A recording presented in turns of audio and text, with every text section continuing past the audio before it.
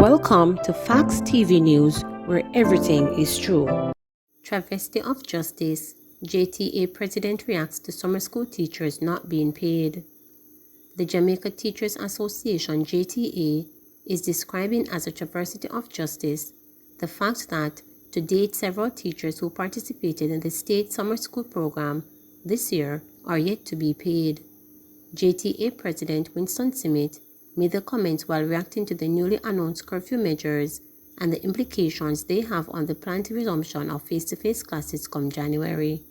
The teachers who would have trusted the government of Jamaica, worked in the summer school program, and to date have not received $1. Those are things that will, if you ask me, may have a more devastating impact on face-to-face interaction, even more so than COVID.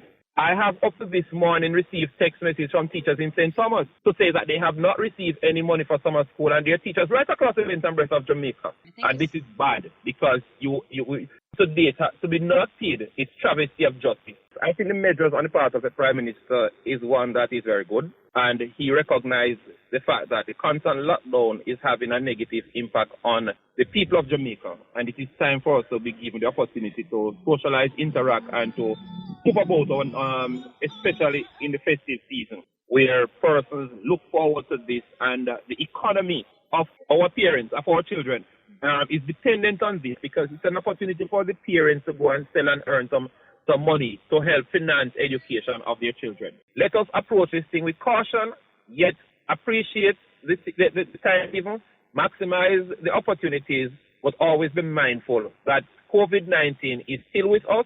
We just need to do what is good for us and best for us as a nation, so that it will not have an adverse effect on the face-to-face interaction of our students and teachers come January.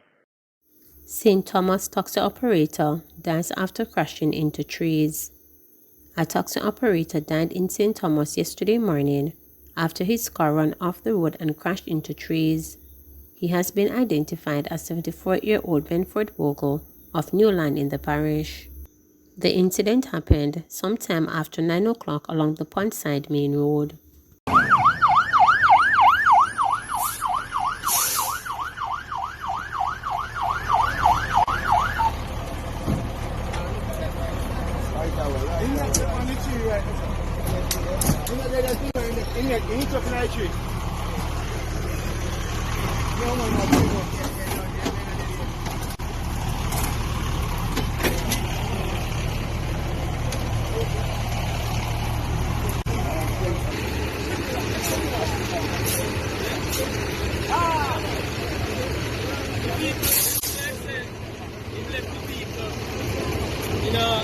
Drive.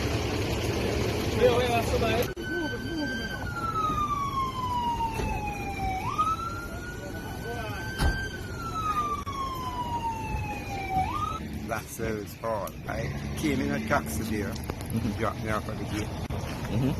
Came out the car and while you walk into the gate, the car just move off and start go across the road. Turn now, come down here to see what happened to him. And what did you see? I see the car down there and the neck was spinning against the tree there. So until the police and the fire brigade come.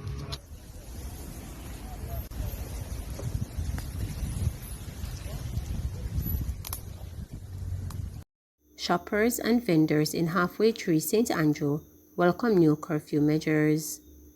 A number of shoppers and vendors in Halfway Tree St. Andrew are reacting positively to the new curfew measures. The new measures aim at containing the spread of COVID-19 were announced by Prime Minister Andrew Holness this week.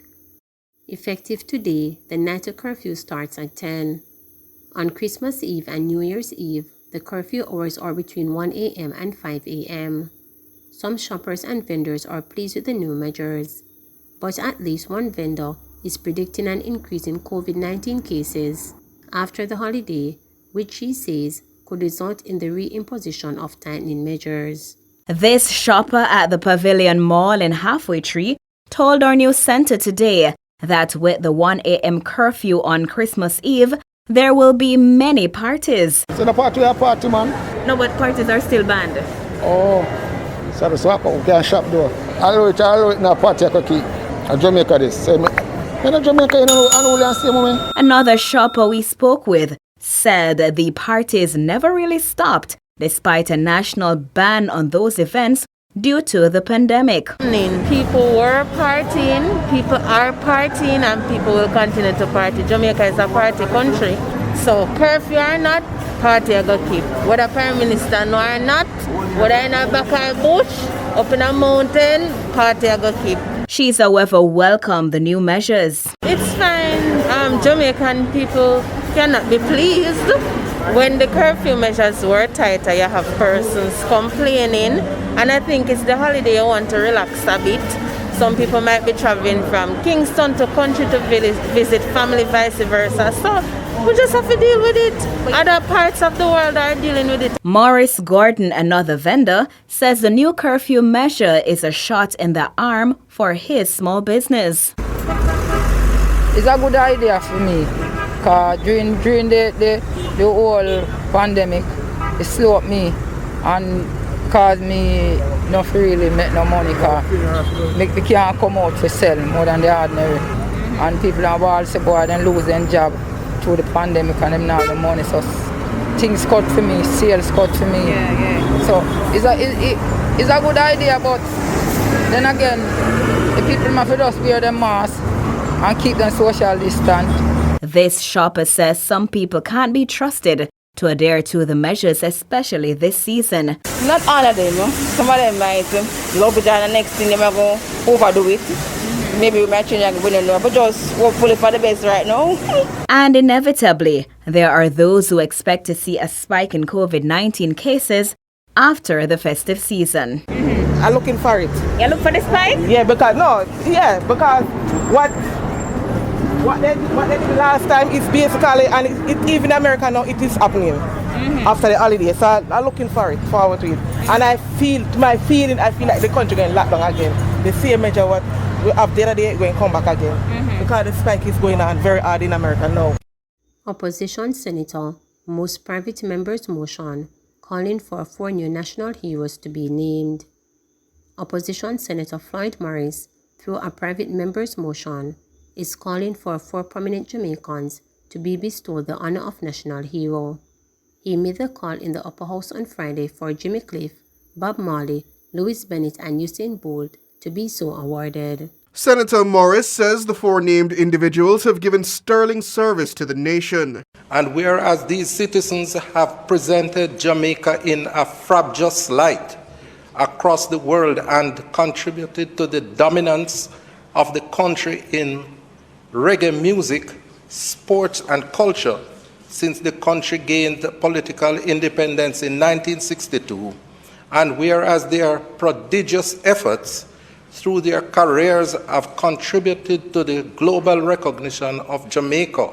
His call echoes similar sentiments which have been made over the years.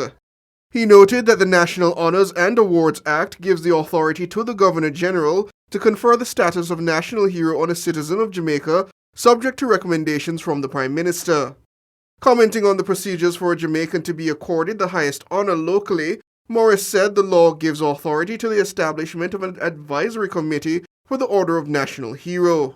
He explained further that the Act stipulates that the advisory committee can conduct investigations about individuals it deems fit to be conferred the Order of National Hero. Jimmy Cliff, whose given name is James Chambers, is a living ska and reggae legend, often revered in the same vein as Bob Marley, who Mr. Morris also singled out for the honour. Louise Bennett Coverley, more affectionately known as Ms. Lou, was the preeminent literary and performing arts icon of her time. 35-year-old Usain St. Leo Bolt is considered the greatest sprinter of all time, retiring from track in 2017. Mr. Morris says the honour should be conferred to them in commemoration of Jamaica's 60th anniversary, to be celebrated on August 6 next year. Be it resolved that this Honourable Senate calls upon the government to put in place the necessary mechanisms and procedures for these iconic Jamaicans to be declared national heroes and heroines respectively. And be it resolved that these conferments be completed in time for the 60th anniversary of Jamaica's independence on August 6, 2022. On November 30, Barbados named pop singer Rihanna as a national hero. The honor came as the Caribbean island removed the British monarchy as head of state and became a republic. State Minister commits to more advocacy to reduce discrimination and gender inequality. State Minister in the Ministry of Foreign Affairs and Foreign Trade, Leslie Campbell, says more advocacy will be given to reducing discrimination and gender inequality in the country. Most recently, during the 76th session of the United Nations General Assembly, Jamaica reiterated a call for reparatory justice for the defendants of the victims of the transatlantic slave trade. We will continue to advocate for this outcome as another means of reducing inequalities which have resulted from a history of slavery, a colonial past, indebtedness, and economic weaknesses. Jamaica's ratification of 7 of the 9 core international human rights and its acceptance of 120 of 170 recommendations emanating from its 2020 Universal Periodic Review serve as demonstrable evidence of its commitment to advancing the rights and dignity of all Jamaicans. Here at home, equality of rights is guaranteed to all citizens. The Charter of Fundamental Rights and Freedoms guarantees the right to equality before the law, the right to equitable and humane treatment by any public authority, and the right to freedom from discrimination. We call on all Jamaicans to defend, promote, and protect the rights of all persons, no matter their station in life, as the rights of every man are diminished when the rights of one man are threatened. Let our differences serve not as the basis for inequality, but rather as the means by which we promote diversity and uphold the ideals of the Universal Declaration of Human Rights, which declares that human rights are universal and are to be enjoyed by all people, no matter who they are. Tourism Ministry to give boost to craft vendors. Minister of Tourism Edmund Bartlett has announced that his ministry will be implementing a special winter tourist season capacity building support program for the island's craft traders. The Tourism Enhancement Fund (TEF) is spearheading the initiative, which will provide grants to licensed craft vendors to assist them in preparing for the anticipated influx of tourists during the winter tourist season, which begins on December 15. Bartlett and a team of officials from the ministry and its public bodies, including the TEF, kick-started their engagements and consultations with the craft vendors to sensitize them about the program during a meeting with the craft vendors representatives in Ocho Rios. It was also emphasized that prior to the meeting, representatives of the Port Authority of Jamaica, Tourism Production Development Company (TBDCO), the Jamaica Vacation Limited, and other tourism entities have met to review the dispatch system at cruise ports to ensure that COVID-19 compliant and TBDCO certified craft markets across the resort areas are able to get more traffic from cruise visitors to secure well-needed tourism earnings. Our craft traders play a very critical role in the tourism value chain. Therefore, as the tourism industry is rebounding, with data indicating that we will have an influx of visitors from our key markets such as North America and Europe, following our recent major marketing blitz, we want to ensure that they are fully prepared to reap the benefits, said Bartlett. I am, therefore, happy to announce that we will be providing financial assistance to 651 licensed craft vendors across the island to help them build capacity to meet the increase in demand for craft items. We understand that their industry has been relatively inactive for most of the year due to COVID-19 restrictions. Therefore, we know that these funds will go a long way in helping them to get back on their feet, added Bartlett. Since August 2021, Jamaica has welcomed 16,237 cruise ship passengers across a total of 10 different cruise calls, according to the Jamaica Tourist Board. The rebound of cruise has significantly impacted the craft industry, with trips to the markets being included in cruise itineraries. Just recently, we have 3 buses filled with crew vendors to the Ocho Rios Craft Market, 6 buses at the Pine Craft Market, and 5 buses to Old Market from the Emerald Princess cruise ship. So we know that there will continue to be a steady inflow of customers from the craft vendors, with crews returning to all major ports across the island, said Bartlett. Please remember to subscribe, like, share, and click the notification bell for daily updates.